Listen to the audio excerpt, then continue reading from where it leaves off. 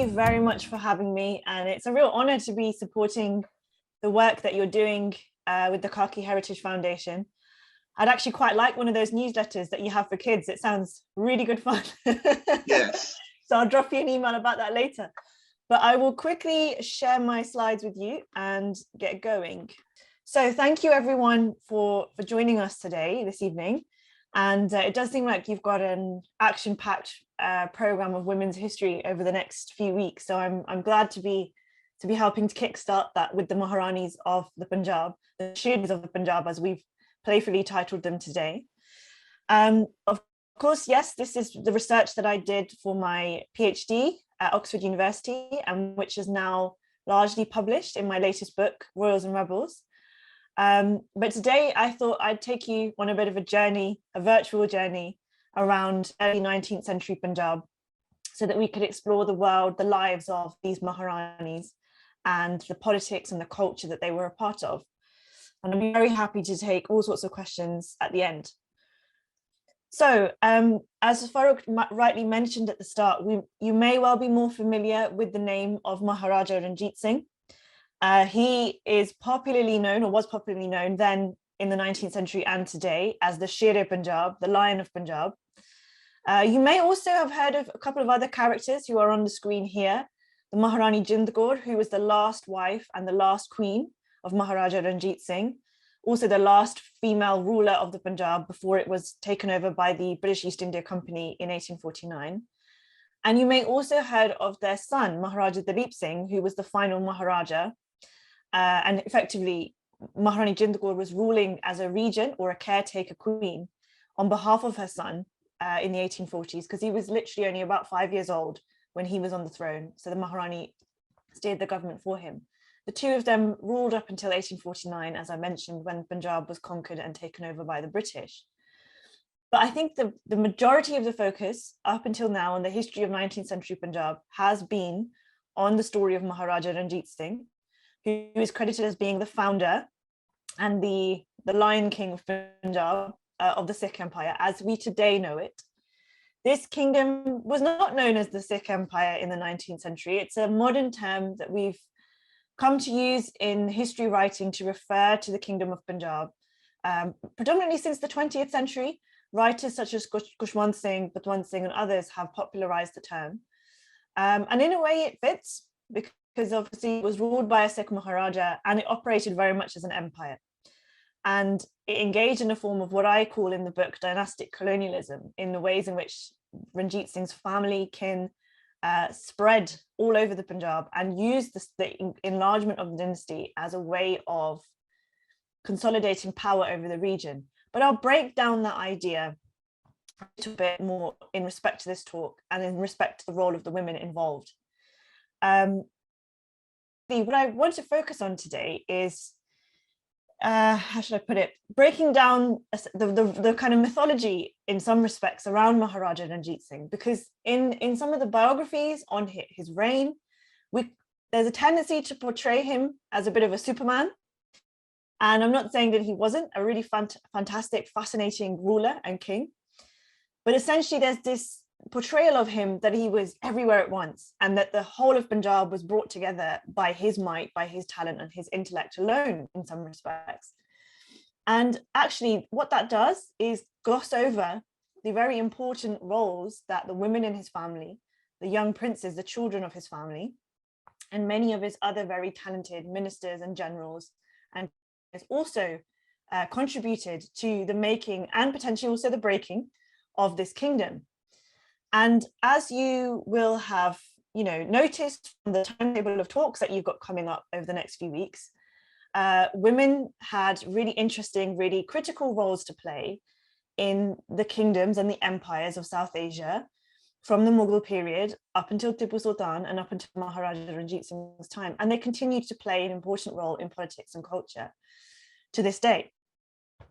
But what I want to emphasize in particular in this 19th century period of history is, and I'm guessing Jennifer's talk may well back this up next week too, is actually the 19th century or even the 18th century are very fluid periods of political change in India as a whole, for this time. And there was nothing inevitable about the rise of the East India Company or about the sidelining of women from power. Actually, they had very interesting, very creative roles to play in a period of South Asian history where lots of new kingdoms, new royal players were coming into being and coming into shaping these new kingdoms, such as the Sikh Empire, out of the crumbling ruins of Mughal and Afghan and control over the subcontinent. So the Sikh Empire is one such kingdom that emerges out of the crumbling away of the Mughal Imperium in Punjab. Throughout the 18th century, there are repeated challenges to Mughal control over Punjab by Afghan invasions, but also by the rise of the Sikhs under the Gurus, the Sikh Gurus, the 10 Sikh Gurus from the late 17th century onwards, particularly under the control of Guru Gobind Singh, as well as various other nomadic tribe groups that were quite martial in ethos, the Gujars, the Rohilas, and those others. Similarly, you've seen Mughal power being challenged by the rise of the East India Company, by the rise of the Maratha Empire, and by other various new kings and political forces in South Asia. And so the political map of India dramatically changes in this period. Now, here you, of course, have a map of the Sikh Empire, and this is a map of what was Ranjit Singh's kingdom at its largest extent. So as you can see, kingdom does not cover the entirety of the Punjab, what were known as the Folkian or the Sis Satluj states, the Punjabi territories south of the river Satluj, do not get taken over into Ranjit Singh's domain. He never manages to take over those states. They remain under independent Sikh kings, the Rajah of Patiala, Nabha and Jind, but they also become effectively under a British protectorate in 1809. Much to the Maharaja's annoyance. But what this treaty establishes in 1809, the treaty that is signed between Maharajah Ranjit Singh, the company, and the Folkia Rajas, is that the south, the Sutlej River, will be the formal border between what is rapidly becoming British India and then also the Maharaja's kingdom. But that gives him free rein to expand as far north and westwards as he wanted to, which in some respects also played into British views of geopolitics of that time, to turn the Punjab, to turn the Sikh Empire into something of a buffer state between British India and Afghanistan and Central Asia. And so actually what you see happen is the Sikhs and the Punjabis under Maharaja Ranjit Singh expanding and taking over territories like Peshawar, like Kashmir, Jammu, and even biting into bits of Tibet and Ladakh, which obviously was disputed with the Chinese Empire at the time. But it's a pretty vast kingdom, and its two key cities are Lahore and Amritsar. Lahore being the political capital, and in many ways Amritsar being spiritual capital of Sikh rule. And it's in this time frame also that Maharaja Ranjit Singh covers the Harmandir Sahib with gold plate, which is why today we know it as the Golden Temple, but essentially marking it, marking the peak of his success and his sovereignty with that covering of gold over the Harmandir Sahib. So this is a real, really flourishing time for the economy and the livelihoods of ordinary Punjabis. And you have a real plethora of diversity and cultural fusion going on amidst the conquests and the battles. And I'll talk about that. But this is, although it's ruled by a Sikh Maharaja, both the dynasty and the court of Maharaja Ranjit Singh include Hindu, Punjabi, Muslims and Sikhs, as well as, foreign Christians, Jains and others. He seeks it's a cabinet, a court of the many talents in many respects. But if he was interested in clearly recognizing and catering to the diversity of his population in terms of cultural and religious terms. So how that manifests in his family is something I really want to talk about today, and to shine a light on the role of those queens, because without those queens and without the women folk of his family, Ranjit Singh would not get to where he was. And so I'll tell you a few stories. I'll show you a few images of some of the heritage sites that we still have access to, but which are sadly in quite a dilapidated state. So if Khaki wanted to do a tie-up with the Punjab on both sides of the border, there would be some amazing work that could be done. So let me take you on this tour. Okay, very quickly, actually, I'll come back to this family tree in a second. I wanted to show you this map compared to the previous one I just showed you. Now, this map is obviously a Google map, but it was something that I produced for my PhD research back in 2017, as you can see. And essentially, I was keeping a spreadsheet, an Excel spreadsheet of all of the details of all of Maharaja Ranjit Singh's wives, as well as all of the wives of his eldest sons and grandsons, as well as their heirs. Now, that spreadsheet, the list of women, came to a total of 43 wives for Maharaja Ranjit Singh and his eldest two sons, plus his grandson, who were married into the family of Maharaja Ranjit Singh from the period, let me remember my dates now, 1802 up until 1843, I think it was. But you can check in my book, I have published a full list of all of these women at the back in the appendices.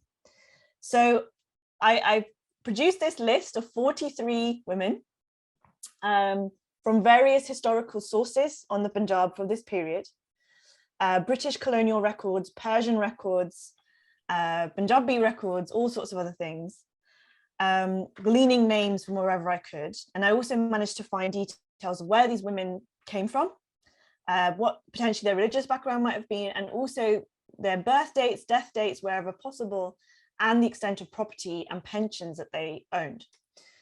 And what I've done is I compiled this on a map. Now, there's not 43 dots here on this map for the sharp-eyed amongst you that might have counted this up. There's much less than that, but actually behind each dot is the location that various women came from. And so behind each dot, actually, there may well be more than one woman who came from that particular area that the dot represents, okay? Because there's 43 women here in total. But when I put all of this in this map, all this data in this map in 2017, it was really fascinating to see it all there. Because it enables us to figure out where all these women came from, who then became prominent members of the Maharaja's dynasty. So the figures in green are the Maharaja's wives. The ladies in yellow are Gorakh Singh's wives, the wives of his eldest son and the next heir of Punjab. Then in purple are the wives of Maharaja Sher Singh, who was the son of Maharaja Ranjit Singh's first wife, but actually born after Gorakh Singh, so comes second in the hierarchy. Although there's rumors that he was not actually fathered by Maharaja Ranjit Singh, because Ranjit Singh didn't get on so well with his first wife, Mehtab Kaur. And the widespread idea is that Mehtab Kaur adopted Sher Singh plus another boy, his twin brother, from a slave girl in order to compete with the birth of Gorakh Singh a few months after he's born. So again, we can see some of this fractious politics from the get-go. And then in red are the wives of Nihal Singh, who was Gorakh Singh's son, and so actually was second in line to the throne after Gorakh Singh, and Sher Singh, his uncle, was therefore third. Okay, so all of these women, as you can see, we cut through the middle, and the vast majority cut through the middle. Amongst those wives are the majority of the first wives of each Maharaja, and many of these were Sikh women who come from the central Sikh heartlands. Many of the elite Sikh clans of what were known as the Missals, the warrior bands of Maharaja Ranjit Singh's people, the Sikh community, or the Sikh Panth, which were founded by Guru Gobind Singh in the aftermath of his clashes with the Mughals in the late 17th century, late 17th century, and which are the kind of warrior bands that live on after Guru Gobind Singh passes away, and help to build the basis for Sikh rule for Maharajah Ranjit Singh's empire into the 18th century. Now, Ranjit Singh's clan, the Sukrajakya Missal, which later becomes in effect the Sukrajakya dynasty that rules over his empire, they were one of 12 Sikh warrior bands or Sikh Missals that ruled over Punjab at this point in time. We're all competing amongst themselves. We're all taking over different parts of Punjab. But essentially, we're trying to fend off Mughals, Afghans, local Raja who were inimical to the Sikh community or Sikh power in this period. And what Ranjit Singh does in some respects is he consolidates all of these different missiles. And in some respects, that's an achievement through diplomacy and interdynastic marriage. But in other respects, it's all-out conquest. He fully just takes over their territory, kicks them out of power, and doesn't worry too much about them being fellow Sikhs, finds a diplomatic way to kind of calm them down afterwards, but takes over their land first. And crucially, what this involved was intermarriage, okay? And intermarriage in the respect of bringing the women of these families, these other dispossessed clans, into his own, in order to sort of take them under his wing, under his umbrella, and then therefore proclaim the power of his new dynasty, his new lineage, as it was going to run through Gorak Singh and Naunihal Singh at the head of power in Punjab. And in this respect, then, you know, he starts to operate very much like another imperial ruler, as we may have seen in South Asia before him.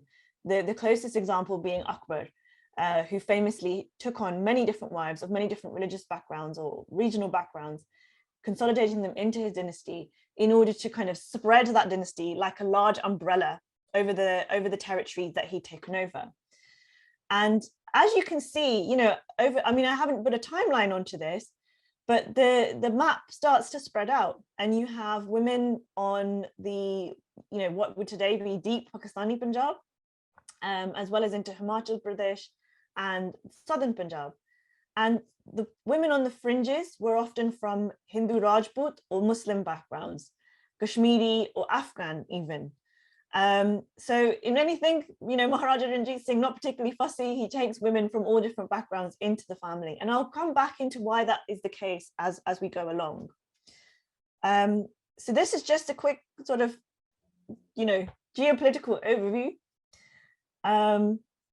The question I wanted to pose with the family tree, however, is, you know, on most typical family trees of this royal family, as well as many other royal families in South Asia, is we don't tend to see the women mentioned. We tend to see the lineage of the men and the sons and the brothers who may have fought for power amongst themselves, but we don't often see the women mentioned. And maybe, you know, it's complicated. With 43 wives, where are we going to fit them all? It would make for a very long and messy family tree. But that doesn't mean that we exclude them, right? These are important figures.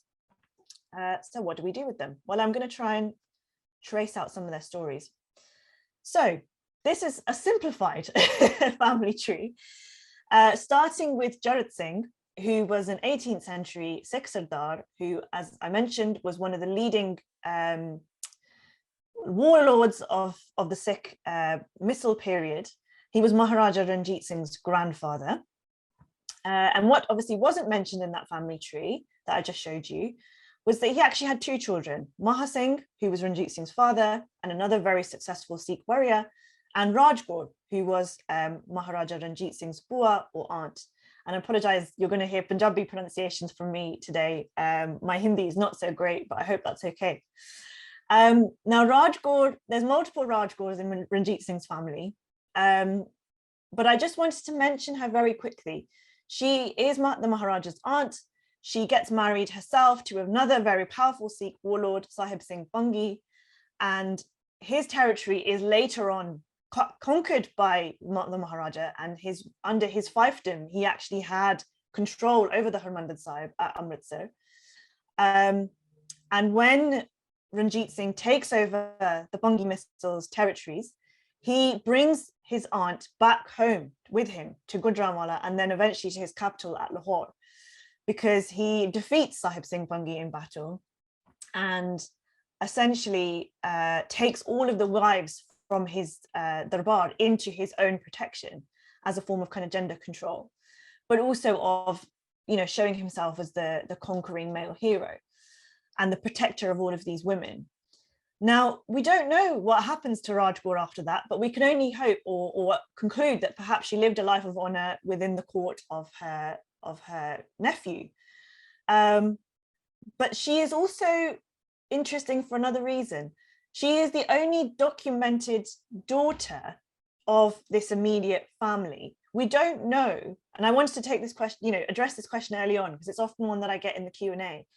We don't know very well at all if Maharajah Ranjit Singh himself had any daughters. If I flip back to that family tree, you'll see that for his lineage, there are only sons mentioned. Now, there's interesting because Maharaja Dalip Singh, the last young Maharaja, he survives. He lived on in Britain and then eventually dies in Paris in 1893. And I haven't got time to go into his very messy story, but it's a completely fascinating, tragic, complex one. But in his notebooks that he kept of his family lineage that he wrote in English during his time living in England, he mentions that some of his father's wives, perhaps, we could call them his stepmothers, that they did have daughters, but we don't know for sure whether they were fathered also by the Maharaja or whether they were adopted daughters of their wives, essentially. So this is an intriguing question that I have not yet resolved, but which I still really want to look into. But by getting into the Shernis of the Punjab, what we don't really 100% know is if Ranjit Singh himself, fathered any Shernis. The Shernis I'm going to be talking of are going to be his wives, as well as his other female relations. Okay, so just to put that out there. So we have one auntie, but not any daughters. So if we skip ahead to the queens, I just want to quickly mention the first queen. The first queen was Mehtab Kaur, and she had a very difficult relationship with the Maharaja, as I mentioned. They did not get on particularly well, but it was probably fated that they weren't going to get on particularly well, because not long before they were married, Maha Singh, Ranjit Singh's father, was responsible for killing Mehtab Kaur's father in battle. They were very much rivals for power in northwestern Punjab, fighting the Sukrachakia missile and the Kanhaiya missile that the Mehtab Kaur's family were from, that they ruled, were very much at loggerheads with one another. But both men died young. So Mehtab Kaur's father dies in battle with Ranjit Singh's father, but Maha Singh himself dies of illness when Ranjit Singh is just 10. And what happens is another Raj Kaur, Maha Singh's wife, so his sister and his wife have the same name, Raj Kaur, the widow, steps in as the caretaker for her son, Maharaja Ranjit Singh, before he comes of age and is able to take over the reins of his father's territory and his kingdom, his nascent kingdom for himself.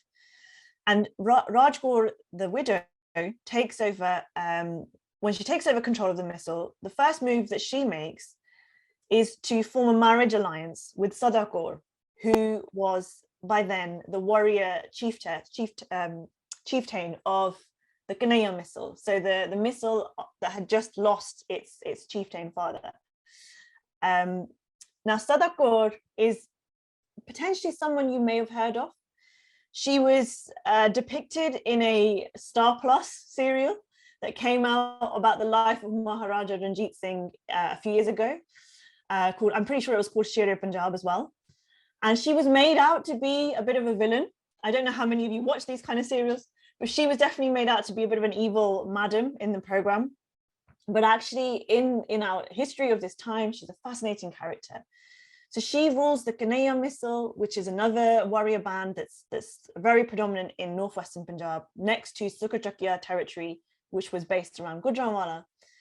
And the two Sikh ladies, Sada Kaur and Raj Kaur, agree a marriage alliance, a rishta, between their two children, Ranjit Singh and Mehtab Kaur. They put to bed the really painful martial rivalry that had existed between their two husbands, which I think is incredible as a feat of diplomacy, not long after one's husband has been killed by the other. And they realize that their fortunes will be safer if they align with each other rather than continue to battle. So Sada Kaur marries off Mehtab Kaur to Ranjit Singh, And not only does she do that, but she becomes a really formidable ally of his to help him develop his conquest of northwestern Punjab, to the point where when the young 19-year-old Maharaja Ranjit Singh, whose talent was clearly very evident and whose conquest of northwestern Punjab was very rapid, in 1799, when he's 19, he is given a summons by many of the Muslim artisans, businessmen, and bankers of Lahore to invite him, to beg him really, to come and take over control of Lahore Fort and the city from the Bungi clan. So this other Bungi misl that I mentioned before, some of the relations of Sahib Singh Bungi were occupying the Lahore Fort and had sort of taken over control of this as in effect vassals of the Afghan rulers that had established sort of suzerainty over the Punjab at this point of time, clinching that from the Mughals. And the young Raja Ranjit Singh, he's not Maharaja at this point, is therefore given this invitation to come and have a go at conquering Lahore. Now, there was no way that he could have done this on his own. And he relies on Sada Kaur, his mother-in-law, to supply troops, because that's what she did. She was also a warrior lady herself. She arrives together with her troops alongside the young Ranjit Singh and his troops. And a third party is also there, the Nagai clan. Now, they are the family of Maharaja Ranjit Singh's second wife. So by this point, he'd got married a second time. Remember, he's going to go on to have 30 wives, so we'll have to keep up with this, but I won't be talking about all of them today. So the Nagai clan also supplies troops, and their kind of territory is around the Kasur region, so sort of southeast of Lahore, I believe, if I've got that geography right. And the Maharani is depicted here with the orange dupatta, but we'll come back to her a bit later. So the two in-laws supply the troops. The Sasuma comes with him, Sada Kaur, and they attack Lahore, and he manages to conquer the fort. But to be honest, Ranjit Singh might have lost it all if it hadn't have been for his mother-in-law. Sada Kaur negotiates with the Bungi brothers. There's two brothers sat inside, Jait Singh and Mahar Singh, and they were not actually prepared to leave the fort, even though they'd lost the battle. They were holding out for reinforcements to arrive. And Ranjit Singh was really annoyed by this. He was inclined to loot and keep gunning at them with his very powerful guns that he'd conquered from Afghan warlords himself. But Sada Kaur really told him to calm down and said, look, this is not a good idea. The Persian chronicles amply show this, but annoyingly, many more modern biographers have not picked up on this episode, that actually she was the one who gives the peace negotiation success. He's quite a young, hot-headed guy at this stage. And she tells him, look, we need to calm down. We need to find a peaceful way to get them out. And she basically negotiates a diplomatic settlement with them and sends them on their way. She knew full well that if he kept gunning at the city, if he kept trying to loot their supplies, even the local population that had invited him in might have turned against him. Because they would have seen him as this greedy, antagonistic king rather than someone who would stabilize the city. So it's the Sada Kaur that sorts this out.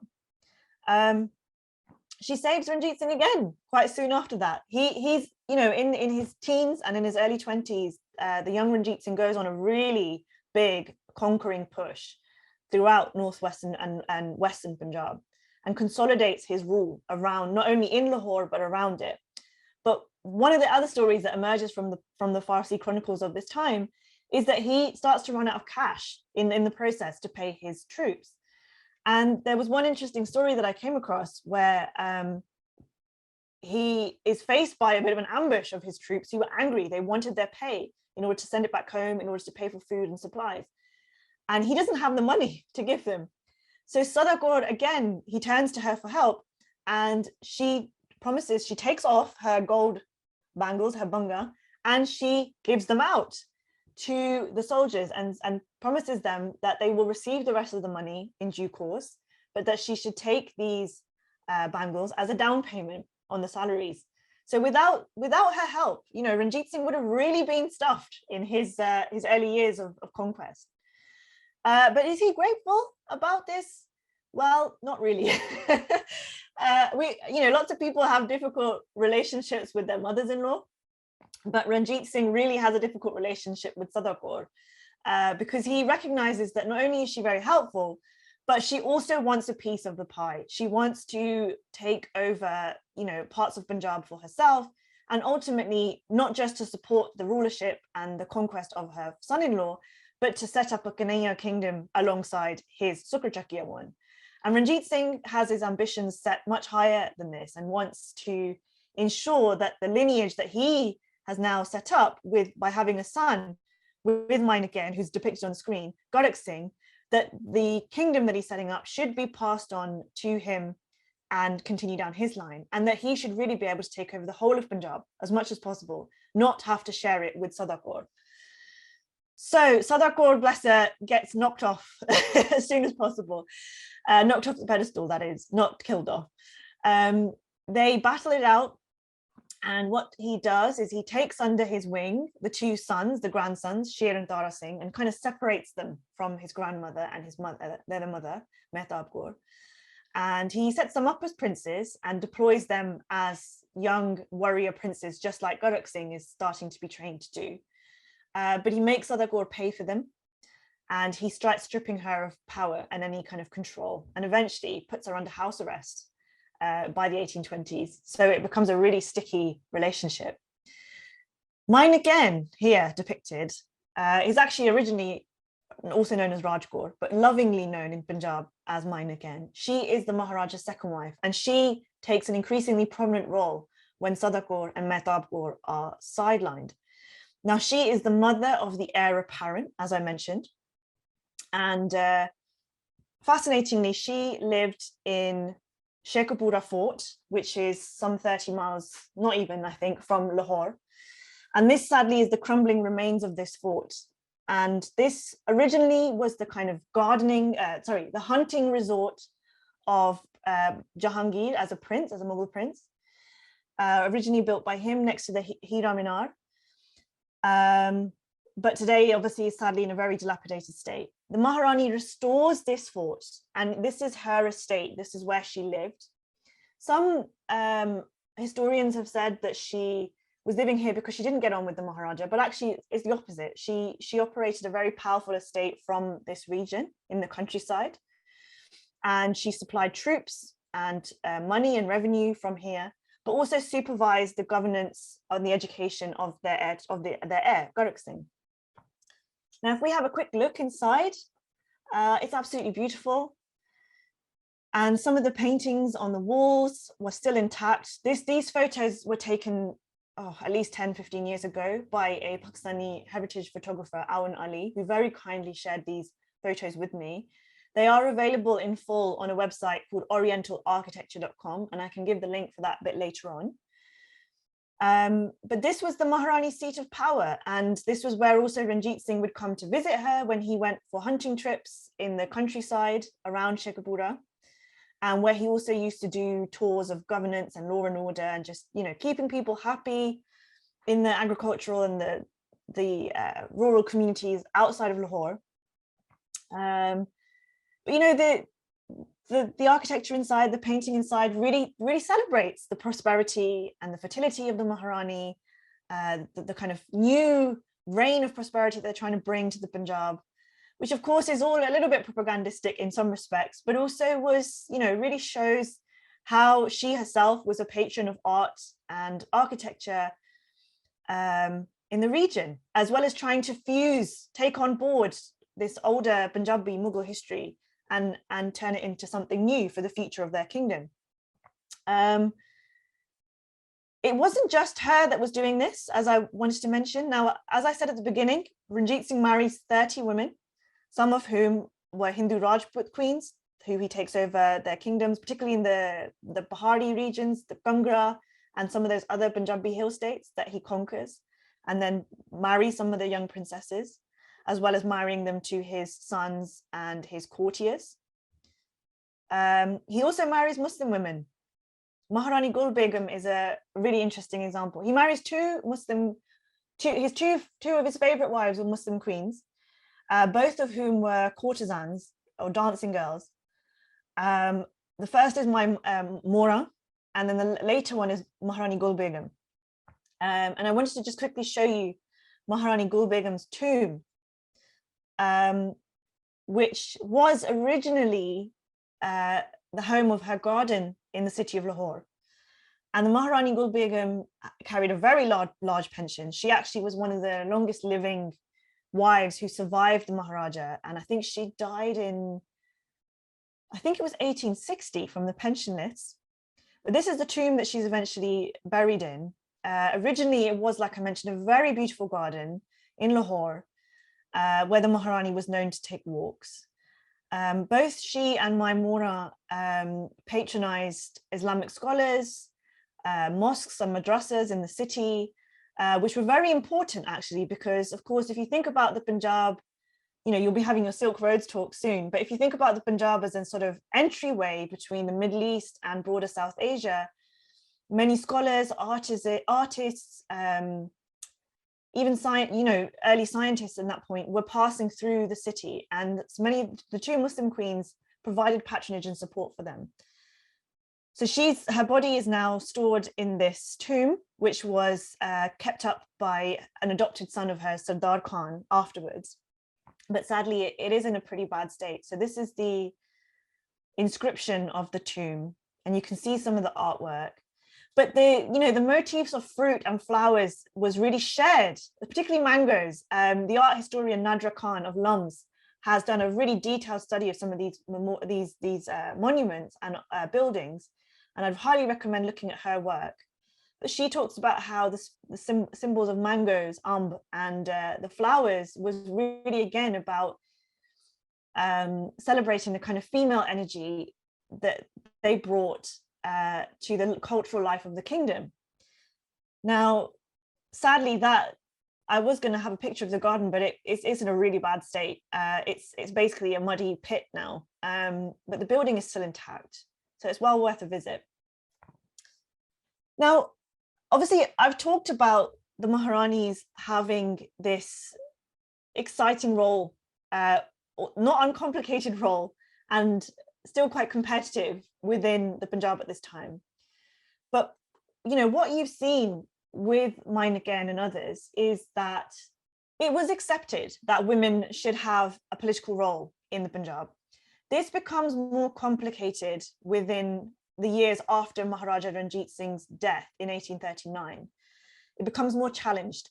You know, we've already seen his mother, Raj Kaur, taking over control and managing affairs until he came of age. We saw his mother-in-law, working with his mother to do a matchmaking alliance to keep both of their clans on track and safe. We've seen Maineken and others, fighting, leading troops, organizing the education of their son, effectively acting as jagirdars, as landowners in the countryside. So this, women, although it is not gender equality as such, there is very much a role for women to play, Hindu, Sikh, Muslim, whatever. But this starts to become challenged a bit more during the period after the death of Maharajah Ranjit Singh. And we first see this happen in the role played by his daughter-in-law, Chand Kaur, who was the wife of Gorakh Singh, the senior-most wife of Gorakh Singh, the heir to the throne, and the mother to the second heir to the throne, his grandson, Nonhal Singh. So there you go, there's the family tree. So Gorakh Singh is the eldest son, married to Chand Kaur, and then their son, Nonhal Singh, was the next in line to the throne. But what happens, however, is that, if I go back quickly, Ranjit Singh dies in 1839. There is no struggle for power, even though the British were very much looking for one to happen between Gorakh, Sher and Nonhal. Actually, the order of succession had been very much determined very early on, that Gorakh Singh would succeed and that Nonhal Singh would take over, as early as 1816, in fact, when Gorakh was probably only about 12 years old. But Gorakh Singh and Nonhal Singh die really young.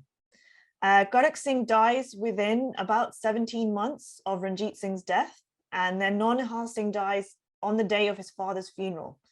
All of this has been shrouded in a great deal of mystery. and complication. And it's the subject of all sorts of political, historical intrigue about this region. And what happens is war breaks out between Jandgor and Sher Singh. Now, as I mentioned before, Sher Singh was not thought to be actually fathered by Ranjit Singh, but rather adopted and passed off as his son by Mehtab Kaur, the first wife. So Sher, when he tries to put up a battle for the throne, receives resistance from Jandgor, who argues that Nonihal Singh's wives are pregnant and that they will surely produce a son, and that they should be the next heirs to the throne, and that therefore she should be allowed to rule as Maharani or Queen Regent until such children come of age. And this creates a massive political power struggle in Punjab in the 1840s, 1841 we're talking about. And one of the texts that I looked at was Sohan Lal Suri's Umdat ut Tawarik. And in here we learn that Sher Singh, he, just like Ranjit Singh before, goes and attacks the Lahore fort, bombards it with cannons, manages to force Jandgor out of power. But he actually then recognizes the power of the royal women. And what he does, you know, Suri talks about it with great pain. He administers medicines to Nonihal Singh's wives, so the widows of his nephew, so that they are forced to abort any pregnancies, and so that therefore their wombs as such could not be a political threat to him. Now, Sher Singh doesn't last on the throne very much longer himself, unfortunately, and Suri, you know, very much says that, you know, he's doomed to fail by God because of what he's done. I mean, he's very much also a partisan of the Jandgor family, so, you know, to an extent he's slightly biased, but nevertheless, this kind of toxicity about female power very much gets injected into Punjabi politics at this point. And what I argue in my book is that this is also very much a contributory factor in what leads to the downfall of the Punjab in this point in time, because it destabilizes by kind of attacking the proper role of women within this dynasty, in the kind of political say of what happens. It weakens the overall Punjabi elite of this time, and it creates division where there didn't need to be it. And this becomes, I'll come back to that one later. This becomes even more toxic when the British start getting involved. Henry Lawrence is a very infamous writer of Punjabi history, a British East India Company official, and he has extremely negative views about the role of any Indian woman from this period of history in politics, despite the fact that you have Queen Victoria on the throne. And he writes that my Jandgor was really dodgy. He takes on some of the misogynist, the anti-women stances that develop in Punjabi history, in Punjabi politics at this time, and starts publishing it in English, in journals and novels and books that then start circulating throughout British India and even make their way back to London. And, you know, in contrast to this, the quote that we just saw from Sohan Lal Suri, which very much defends the Maharani and the young women of the court, Henry Lawrence really attacks the role that they had to play, and claims that she was having affairs, that she even tried to poison her husband, Gorak Singh, in order to push herself onto the throne. And in many respects, you know, this is some of the legacy that we have been left with about women's history from this period. And it massively applied in the case of Maharani Jandgor. And I will conclude with Maharani Jindgor, where we started with Maharani Jindgor. She is today, you know, by Sikhs and Punjabis being resurrected as the rebel queen, the woman who tried to fight to keep Punjab independent from British rule. But in her own lifetime, her image was really mixed and really complicated because of this messy, slightly women-hating politics that started to emerge, that was spearheaded by Prince Sher Singh, but, you know, spread even further by the likes of Henry Lawrence. Henry Lawrence, after the Anglo-Sikh wars of the first Anglo-Sikh war of the 1845 to 46, becomes the regent at Punjab and directly is engaging in government with the Maharani. I'll skip past Lal Singh. He engages directly in competition with the Maharani to control the government of the young Maharajah Ranjit Singh, the 6-year-old king, the son of the Maharani, who is the new ruler of Punjab. And actually, Lawrence succeeds in smearing the Maharani's character in accusing her of having an affair with Raja Lal Singh, who was the Vizier of Punjab at this time. It's a complicated picture, this story, and I'm more than happy to take questions about it in a second. And he ousts her from Punjab. The irony is, however, you'll recognize this photo, he has her imprisoned, he's separated from her son, Dalip Singh, but imprisoned in Sheikhupura fort. And, you know, not understanding the history of the fort, perhaps, he puts her under house arrest there and thinks that that's going to be her shut up and locked away. But I would just love to know, you know, she of course knew that this was the home of the former senior most queen, Maharani Nagian. But would it have given her inspiration? Because what she does next is plot a rebellion, the Second Anglo-Sikh War, from this palace. And unfortunately, that rebellion fails. The kingdom is taken over by Lord Dalhousie in 1849, and the Maharani is shipped off to Chenard Fort here. But incredibly, even then, she manages to survive, escaping from this fort and running away thousands of miles to Nepal, Kathmandu, to live to fight again. So even though the Punjab is taken over, its independence is crushed, the dynasty is in effect decimated, what's interesting is the Shirni spirit of Punjab doesn't ever die, and the Maharani manages to carry on to live to fight another day. So I'll stop there. That is the story of the Queens of Punjab. But thank you for listening. If you'd like to know more, this is the details of my book, and I'll leave it there so that we have time for questions. Thank you. Thank you so much, Priya. That was really fascinating to know about these lesser known women. I suppose it's an accident of history that they are forgotten, and people like you are bringing them to the forefront. We have a few questions, Priya. I will take the first one. Were all of Ranjit Singh's alliances for political reasons? And if that is the case, Arun wants to know, why did he contract alliances with Muslim non-royal families? So not all of them were explicitly political, and if in fact the Muslim queens were love marriages, pretty much. Okay. To put it simply, Mora, you know, and he explicitly talks about this in some of the sources that we have available. As I mentioned, that Persian chronicle, the Umdat Ustavarik, he has a really interesting conversation with Lord Bentinck, who was one of the British governors general that visits the Punjab. And he sees Bentinck coming off a boat, I think it is, or out of a carriage. And Bentinck gives his hand to his wife to help her out of the, whatever it was, the boat or the carriage or whatever. And he, you know, sees her doing it, but pyar se, you know, taking her out. And he says, oh, this reminds me of how I sit with my Maharani Mora, right? That this is how we, you know, very romantic kind of thing. And it's a similar thing with Gul Begum. So clearly he falls in love multiple times, and he marries multiple women as a result. And it's not to say that it was either welcome. The Sikh religious establishment, when he marries Mora in the first instance, is not really happy with this. And they're especially the way he parades her around on an elephant in their sort of honeymoon phase, as I talk about in the book. So it creates a political stir in some respects. But the vast majority of the other marriages were political. In that he marries elite Sikh women from these other warrior clans as a way of joining all of their families up.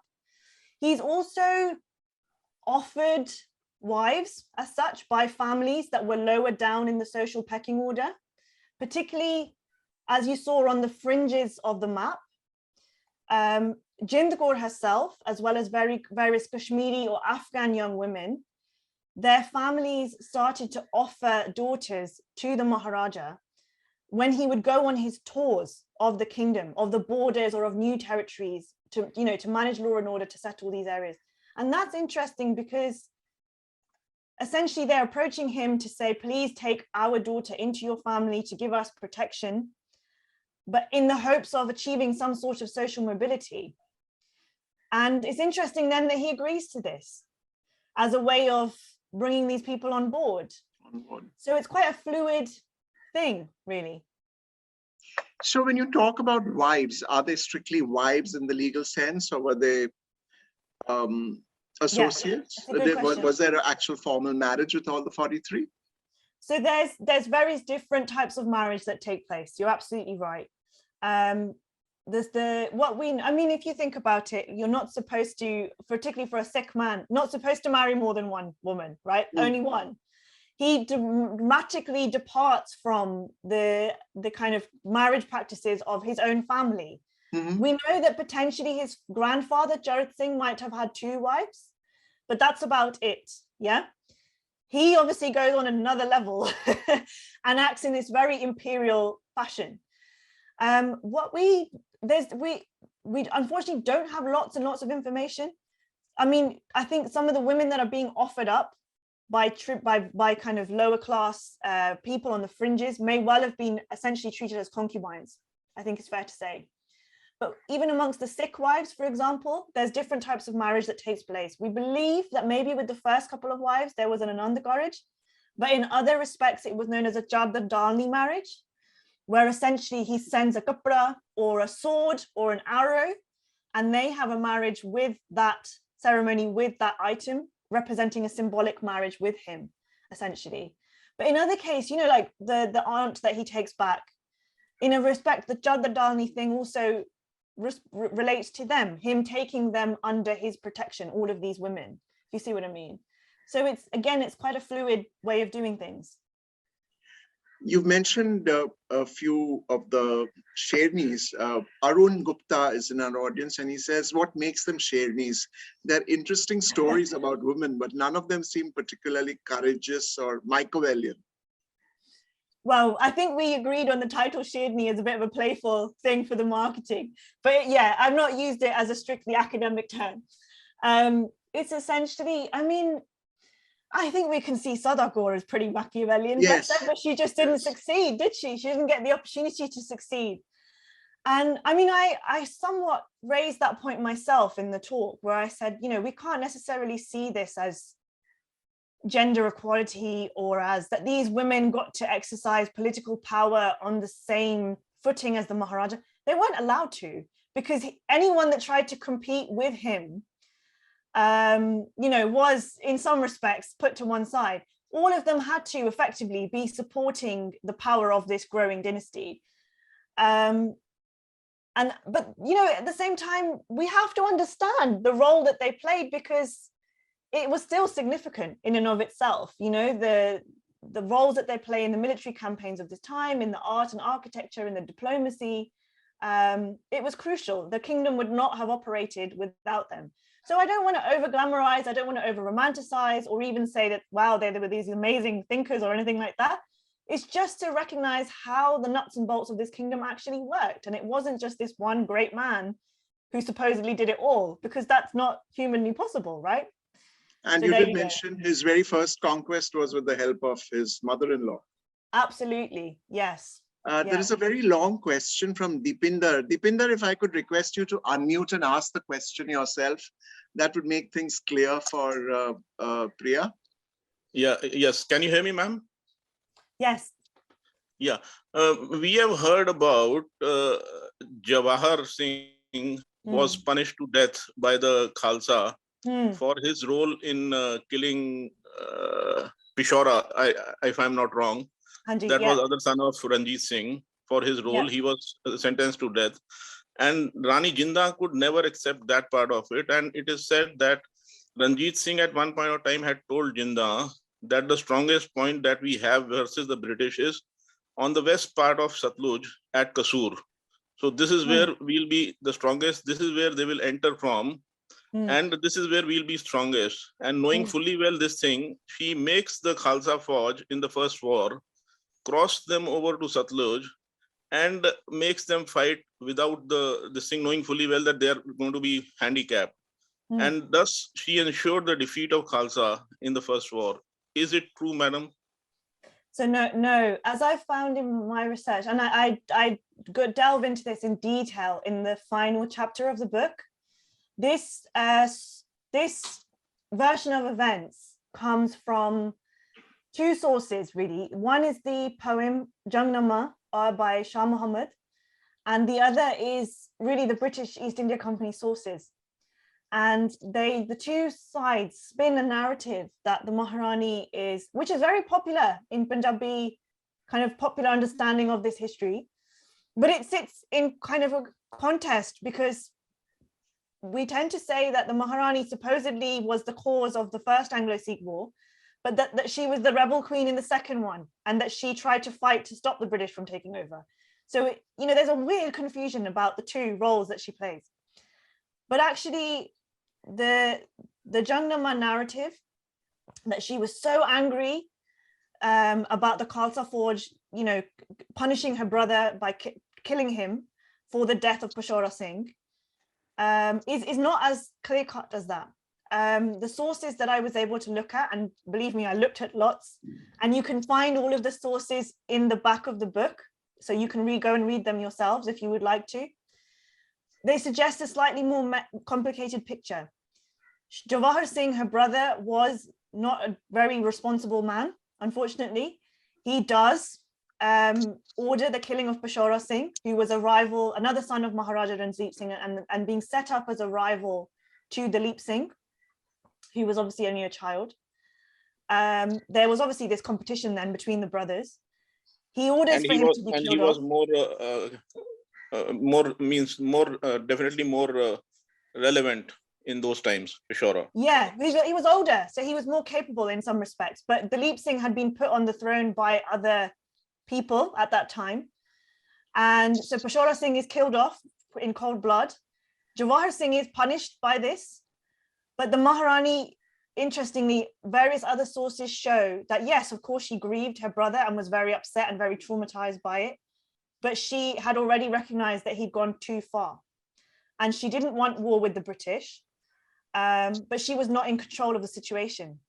And some of the documents that I found, which were quite controversial, show that actually she had lost control in some respects. That Raja Gulab Singh, who later on becomes the Maharaja of Jammu and Kashmir, was bribing elements of the Khalsa Forge to turn them against the Maharani and were threatening her life. And he had secretly also conducted a deal with the British East India Company's Governor General Harding to say, if I provoke a war, will you reward me after this? But if I supply you with intelligence, essentially. So these documents are available in the British Library in London, as well as in some archives in India. And it's a very sad tale. And essentially the Maharani is pushed into a war that she didn't actually want. Once she calms down, she tries to stop it from happening, but she does not have control over the Khalsa Forge. And part of that lack of control comes from some of that issue with the gender politics that I kind of outlined a bit today. It's complicated to explain now because obviously I know there's other questions, but it's worth, if you're interested, have a read of the book and have a read of those sources, because it presents a very different picture of her as a woman and the challenges that she faced at the time, as well as the politics, essentially, and the corruption that was going on. And it's quite a messy picture, but essentially she's pushed. She doesn't actually want the soldiers to fight. There's lots of intelligence being shared with the British that she has no control over, and it becomes a mess. And unfortunately, the Sikhs lose, the Khalsa lose. Great. So going further down the line, so to speak, and taking off on Arun Gupta's question, would Dalip Singh's daughter also qualify as a Sherni? I think so. So, there's three eldest daughters from his first marriage. And just to add, there's two other daughters from his second marriage. But the first three, definitely. I mean, Sophia Dalip Singh, I'm sure many people have heard of, was a suffragette and really fascinating. And she refuses to pay taxes to fight for the vote for women. But also the other two elder daughters are not known as much about, but you can read a bit about them in Anita Anand's book, Sophia. She mentions them. Catherine was the middle sister. She stayed in Germany and she rescued Jewish refugees and gave them a home, despite the persecution that they were facing from the Nazis. And the eldest daughter, Bamba, she actually made it back to Lahore and was involved in the Indian nationalist movement up until 47, and was bitterly disappointed when Punjab was divided. But apparently she's famously known for saying that, you know, even though technically she was the Maharani of Lahore, that no one would recognize her on the bus, or some such story like that, which is both sad but also quite poignant. So I think she definitely cultivated that sort of Sherni spirit. Great. Comment from Jennifer Hawes. She says she sees many parallels between the queens of the Sikh Empire and the women of Tipu's court. So I guess you've got something to talk to Jennifer Hawes about. Definitely, definitely. Not really related to the Shernis, but Vishika wants to know, how did the British find their way into Sikh-controlled territory? I'm sure it's a very complicated answer, but if you could talk about it in the light of the women, if at all there was any angle. Well, it's as I kind of just mentioned in that answer that I gave just now. It's after, you know, I mean, look, the British were involved in the Punjab anyway during Ranjit Singh's time in a diplomatic sense. They were visiting, you know, because remember, they were in alliance themselves, the British and the Sikhs, for 30, 40 years, up until the wars break out. So the British, various diplomats came to visit Punjab for parties. They attended royal weddings, diplomatic events, military reviews, and the Maharanis met British women on multiple occasions during these times.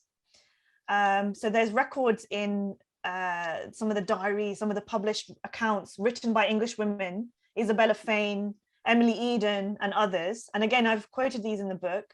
And those women noticed that actually these queens, you know, they don't all live in a harem. They noticed that. They were interested, they were used to this Oriental stereotype of women women from India or the Middle East, that they all live this life in a harem where they have no freedom, they have no power.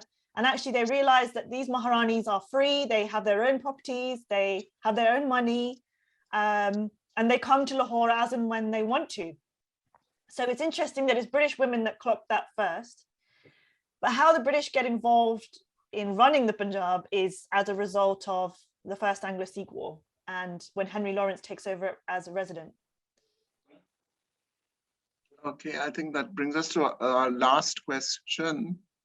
Manny wants to know, is there evidence for any legal monarchy in Punjab or in the wider areas in today's time? I suppose he's asking if there are any descendants. Is there any descendants of Maharajah Ranjit Singh's family? This is something that I'm keen to know myself, actually. As far as I know, there's a friend of mine who runs what's called the Lost-Her project, which is, he's made it very popular on Instagram. And he's trying to trace if there are any descendants, because the vast majority of the family were either killed off or didn't have descendants. But there are a few brothers that did survive, of Ranjit Singh's sons, basically. So there was Tara Singh and there was Multana Singh, who were two of the junior sons that never got on the throne, but did have children. And potentially we don't know if their line continued, essentially.